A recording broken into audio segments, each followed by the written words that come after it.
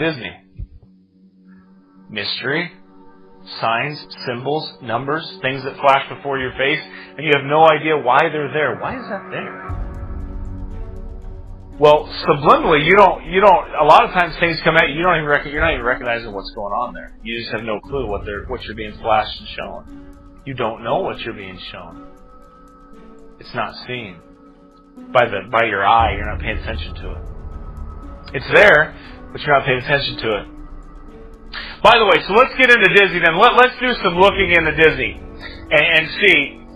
What is the proof of Disney's religion? What is it? Well, first of all, it should be interesting for you to note that Disney's famous castle, you know the famous castle that you see in all the pictures and they shoot the fireworks out there and everything else, right? You've seen that before. Well, that was modeled and built after Mad King Ludwig. He was the member of the Bavarian Illuminati. The castle was designed exactly like his. Oh, that's just coincidence. Well, Walt Disney was a 33rd degree Mason of the Scottish Rite. He was friends with top-level Illuminati families. He had personal audiences with the Pope and the Queen of England. So Masonry, in other words, so he had some strange connections to government. He actually, and I can show you where Disney did produce some government propaganda films after the war had started. Actually, it was like the day Pearl Harbor was attacked. Then they moved on to the Disney facilities and they started making propaganda films. And they were training people. And I'm not going to get into that today. So in Disney's own name, what you can see, you see the 666. You can see it in their name that's there. In fact, you can see it all over Hollywood. It's very popular all over Hollywood to use the 666 number. It's for a reason, obviously. They use it because that's who their God is. Here you can see it, just so you know I'm not making it up here. You say, but that's not clear. It should be 666 right in the front. Well, that's not how esoteric religions work. They don't work that way. They work this way, so it flashes in front of you. So the Eye of Horus is the next thing that you see in Disney movies. Well, what's the Eye of Horus? You see it everywhere. It is everywhere in their movies. Everywhere. The all-seeing eye, it's called. You've seen it? Just pull out a dollar bill and look at the back of it. You see that all-seeing eye? I told you a few weeks ago the dollar bill has a story in it that it tells, and it tells a story about that, but that all-seeing eye is at the top. What is the all-seeing eye? Why can it be seen in Disney films? It's all over Hollywood. It's not just Disney, but it goes to show you the same spirit. Why is it there? Why do you have an all-seeing eye? And what does that all-seeing eye stand for? It's Masonic, but it's also more than that. It's esoteric. It's a religion that they preach. See, you and I live in this bubble where we believe that there's no occult practices anymore. The devil, he just went to sleep. He doesn't do anything anymore. He doesn't really use people anymore. People aren't really witches out there. People aren't really warlocks out there. People aren't really sorcerers out there. No, they don't do that. That's just all fake stuff. No, it's real. And they really hate your God. And I just wish we loved our God as much as they hate Him. Because then we'd all be out there reproving this garbage instead of accepting it and bringing it into our lives and our homes. And winking at sin and say, oh, it's no big deal. It's no big deal. No, it's just Satan. It's no big deal. And no marvel, for Satan himself is transformed into an angel of light. Therefore it is no great thing if his ministers also be transformed as the ministers of righteousness, whose end shall be according to their works. When Disney has their little religious moments in their movies, while they have this spiritual moment, then they have sorcerers and witches and warlocks and everything else. Why is that? Because they're all under the same God, that's why. Well, what spirit is it then?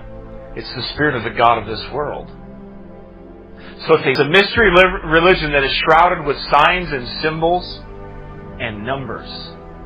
By the way, I'm just curious, is the occult family friendly? So if I'm watching National Treasure or something, is that family friendly? If I'm teaching Satanism, is that family friendly? If I'm teaching occult practices, is that family friendly? If I'm teaching witchcraft, is that family friendly? Well, it wouldn't be friendly to my family. It's not nice to try to make people Satanists. But let's see, what else? Why is magic then in Disney movies? Why is that so important? Why? Because in esoteric religions, that is the power.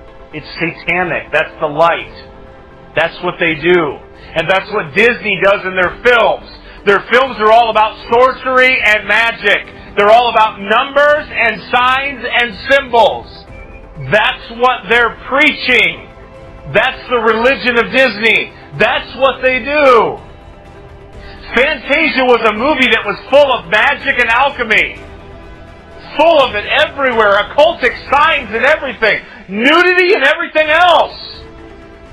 But Christians still watch that. Wizards. Always wizards and witches and everything. Always got to have magic in it. Escape to Witch Mountain. Return to Witch Mountain. Look what they've done to Miley Cyrus, Britney Spears, Christina Aguilera, Lindsay Lohan. Do you think it's an accident?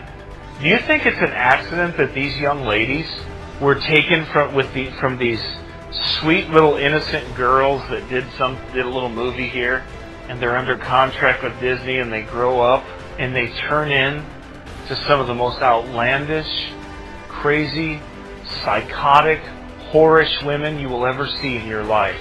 Now, maybe you think that's an accident. I don't. Because if it was one, then it might be an accident. If it was two, then it might be an accident. But all of them turn out that way. Why? Because it's planned that way.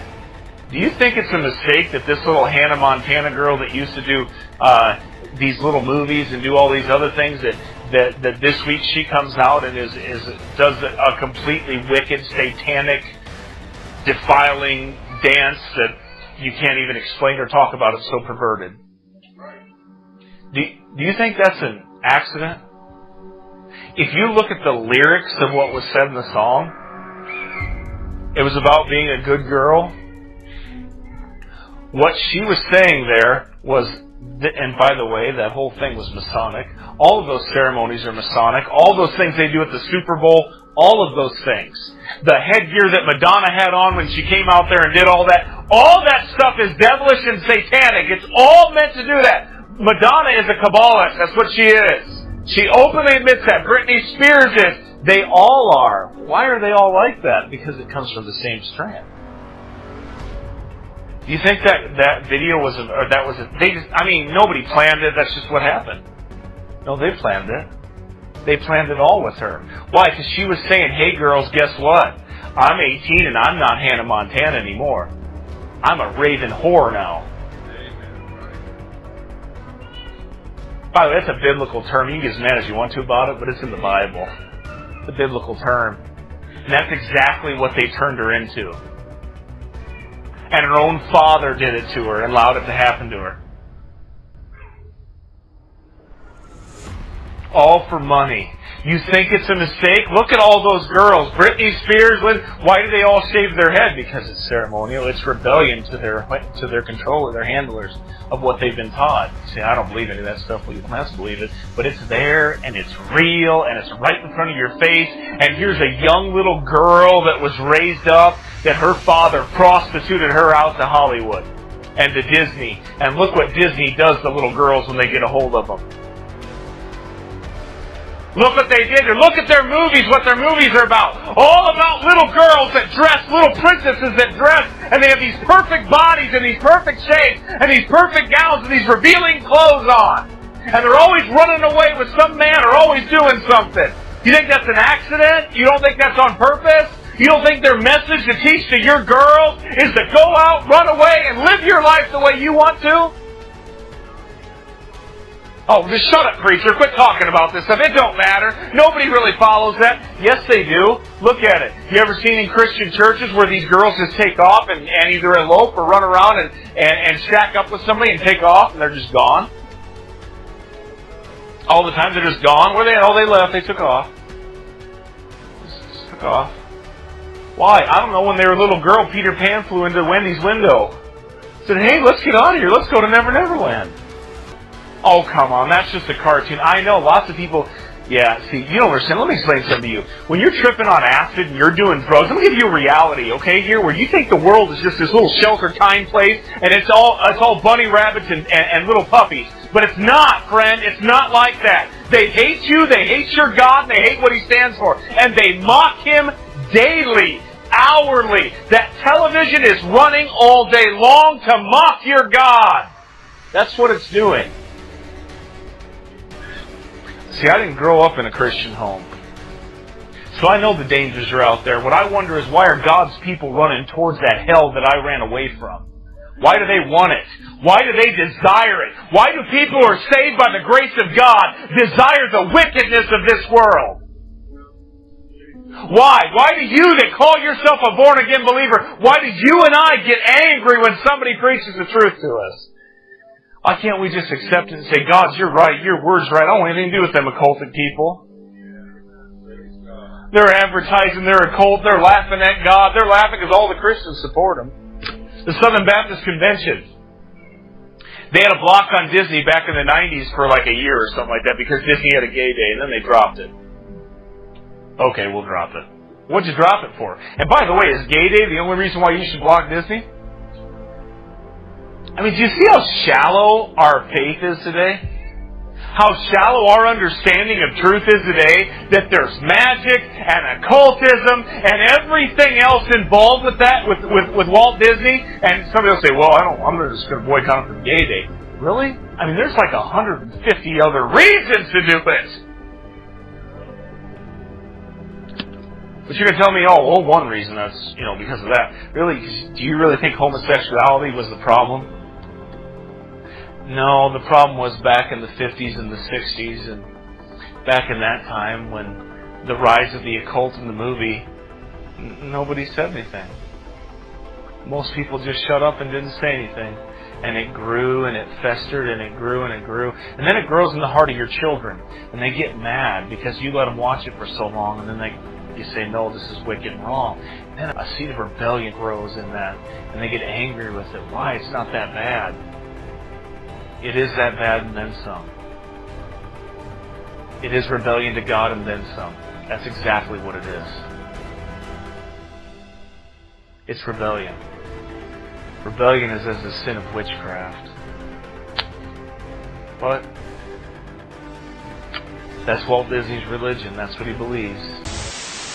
I watch the world. I watch its ways of thinking. I watch its attitudes, its fascinations, its worldviews. And I watch how it impacts the church.